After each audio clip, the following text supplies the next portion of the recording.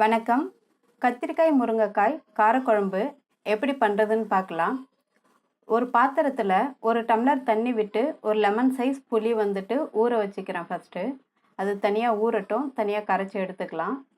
ஒரு கடாயில் ஒரு 2லேருந்து 3 டேபிள் ஸ்பூன் நல்லெண்ணெய் சேர்த்துக்கிறேன். நல்லெண்ணெய் சூடானதும் கடுகு, 1/2 ஸ்பூன் வெந்தயம் சேர்த்துருக்கேன். வெந்தயம் உடம்புக்கு குளிர்ச்சியை கொடுக்கும், அதனால் காரக்குழம்புல எப்போவுமே சேர்க்கணும். அதை 1 டீஸ்பூன் ஜீரகம் சேர்த்துக்கிறேன். இது எல்லாமே நல்லா பொரிஞ்சதும் கட் பண்ணி வச்சுருக்கிற வெங்காயம், ஒரு கட்டி பூண்டு எடுத்திருக்கேன், கொஞ்சம் கருவேப்பிலை, இது எல்லாத்தையும் சேர்த்து கொஞ்சம் நல்லா வதக்கிக்கலாம். இது எல்லாம் வதங்கினதும் ஒரே ஒரு தக்காளி கட் பண்ணி சேர்த்துருக்கேன். தக்காளி மேஷ் ஆகிறதுக்காக அதில் கொஞ்சமாக உப்பு சேர்த்துக்கிறேன், கொஞ்சமாக மஞ்சள் தூள் சேர்த்துக்கலாம். இது எல்லாம் சேர்த்து நல்லா கிளறி விட்டிங்கன்னா அந்த தக்காளி நல்லா குழஞ்சி வந்துடும். அது குழையிற வரைக்கும் நல்லா வேகட்டும். இப்போது நல்லா குழஞ்சிருச்சு.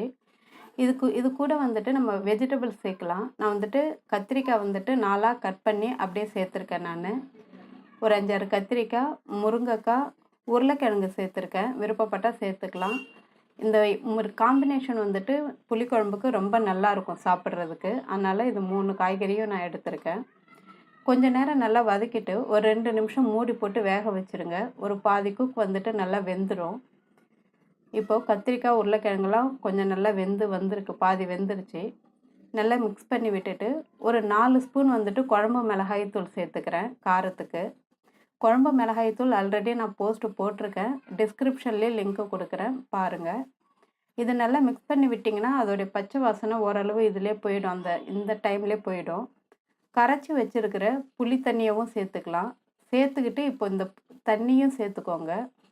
நம்ம போட்டிருக்கிற இந்த புளி தண்ணிக்கும் சேர்த்துருக்கிற மிளகாத்தூளுக்கும் கொஞ்சம் ஈக்குவலாக இருக்கணும். ரொம்ப புளிப்பாகவும் இல்லாமல் ரொம்ப காரமாகவும் இல்லாமல், அப்போ தான் டேஸ்ட்டு நல்லாயிருக்கும், குழம்போடைய டேஸ்ட்டு.